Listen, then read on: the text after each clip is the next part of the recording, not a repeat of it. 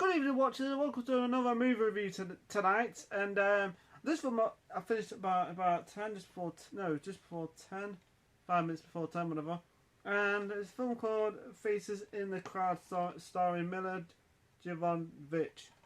Well, this film was a big surprise. For one thing, it was really well done. It's a different storyline I've ever seen. I've never seen a film like this before. And I've seen serial killer films, but I've never seen one done like this before, like storyline and stuff, story-wise. She's good in it, by the way. She's pretty good in it. Yeah, she plays this like teacher, right? And there's a killer called Tearjack. Is it Tearjack?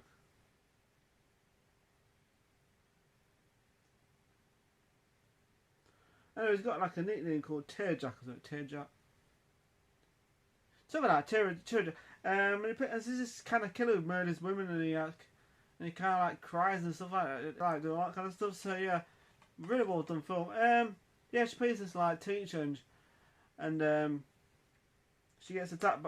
She gets attacked by this serial killer or something. Of course, she bangs her head, and of course, she starts. And this film kind of caught me by surprise, to be honest, because I never expected this, to be honest. Because at the beginning of the film, right, you know, when she, what happens in it? Yeah, she's with her friends, right? She walks. No, she goes out. She's on her own, right? And then she witnessed like some girl getting murdered, right? In the film, of course, the killer sees her, of course, and then the killer tries to get her, kill her. Of course, you don't really see his face until later on in the film, and there's a bit of a twist who the killer is in the film. I had a kind of feeling about who kind of. Then I thought maybe it's not, but then so yeah. But this film was very different because she bangs her head right, and when she wakes up, she has like a boyfriend now. Because at the beginning of the film, she's with a boyfriend, played by Michael Shank, who's on Stargate, and she films TV shows like in Smallville. And he's pretty good. And this is like, it's funny thing, he's in it for a bit, if you know what I mean. You know, I'll get to that in a bit. But yeah, really well done. He's in it for a bit, and then he disappears. I explained that in a bit. Yeah, she walks home by herself, right? She's on her own, right? And then she witnessed like a murder of this woman. It's like, you see, but the next minute her throat gets cut, right? Next minute, the killer goes after her and she bangs. Of course, he tries to kill her, right? But she kind of drops off this like finger, and then she bangs her head. Is it a bridge? I think it's like a bridge. Anyway, she bangs her head, right?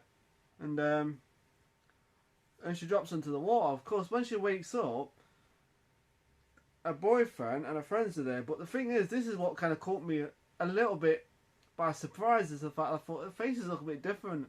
His face looks different. I think, is it just me? I was like, what is going on? It's weird. And the faces are different. She sees different faces all the time. It's like the people that she knows, the faces are different. Of course, it's like a bit of a twist the way that works. I don't know. Of course, when she goes to the bathroom to look at the mirror, her face is different. So it's like, what the hell's going off? She don't recognise herself. And it's kind of amnesia, kind of, but vision. It's like, you don't recognise that person, but at the same time, you do know who they are. It's like, but the faces look different, kind of. I'm not sure if there's such thing as, you know, I can't remember what the word is in the film, but I'm not sure if it exists in real. Pretty interesting, though. There's one part where she tells a boyfriend of hers, husband. I can't remember, it's the boyfriend. Like I said, she plays this like teacher, and she's got this like, you know, she works as a teacher at the school. Because that part was kind of creepy. Because I get to that point in a bit. And yeah, like I said, there's you know, when she's at school, right? There's like the kids there, right? But of course, their faces can't change. Like, and they're all like look the same. It's kind of creepy. It's like all the faces look the same, like all the kids, and she's like confused who they are and stuff like that. It's like even I'm confused. So you have to put name things on the shirt, on the tops. But yeah, there's like a killer, there's like a cop and a detective, right, who fancies her, and of course they do get down to the Royal Rumble later on, Rumble Tumble, but yeah, I can't really blame the guy. She's a good-looking woman. So yeah, this film's got some trippy moments in it. You think, who do you trust, and who's the killer? The killer could be right in front of her and she wouldn't even know. It even plays mind games with you, because you think, is that who you're seeing? You know, is that, you know, because the killer, because it's part of the film where the killer kind of like pretends to be her boyfriend, and that's kind of because he, you know, I won't say what happens to the boyfriend. Let's say he doesn't quite surviving it. Right? So yeah. What does that? So yeah, it's like a twist and turn. You trust. Is he the killer, the boyfriend the killer, or is the detective the killer, and stuff like that. It's like, who do you trust in the movie? Because even she says the killer could be right in front of her, wouldn't even know. So yeah. She meets this woman in it, this doctor, right? And she kind of like teaches her to use her instincts a little bit to find out who the killer is by the way that the scars and or what they're wearing and stuff like that. And of course, that scene kind of like plays that later on in the film, but it kind of backfires to her at the same time because she's in this like club, right? And her boyfriend's there, or husband, her boyfriend, mine, her friend's there. Of course, she doesn't. She pretends that she recognises him. Of course, she's got like, this little book with all his pictures of with different ties that he's wearing. So, if he's wearing a green tie, she's got it like a picture of it, so she recognises him. But the problem is, though, right? There's another guy wearing a green, like a same colour, like a pink tie. So is it pink? And she starts like, you know, oh, there you are. Yeah. And she starts freaking. Try, you know, almost dancing with him. Of course, her boyfriend spots that and says, "I thought you recognised her." Of course, that kind of goes a bit downhill after that. So you know, I actually think, oh, that's a bit odd because she should have told him full stop that she doesn't recognise her. It's not her fault. Michael Shanks-Green is he's a good actor. I like him. Yeah, that scene was pretty cool.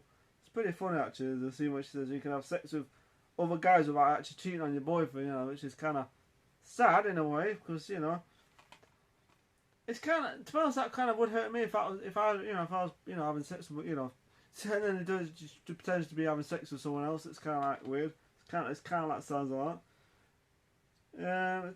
It does have some good solid performances.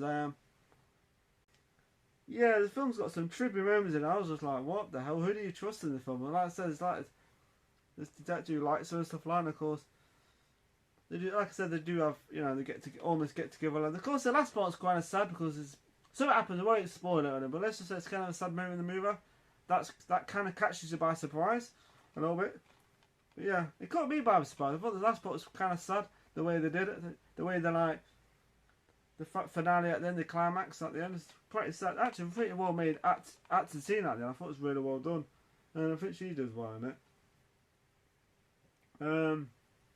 Kind of like a who do you trust in this movie? It's a 2011 film actually. It's not a new film. It's not a really old film too. So yeah, it's directed by Julian Magnet. Good director also. Some of the effects are pretty cool where they actually have the faces on the characters. I think that's pretty creepy. So yeah. Like I said, I've never seen a film like this. I've never seen a film about where a woman sees different faces and stuff like.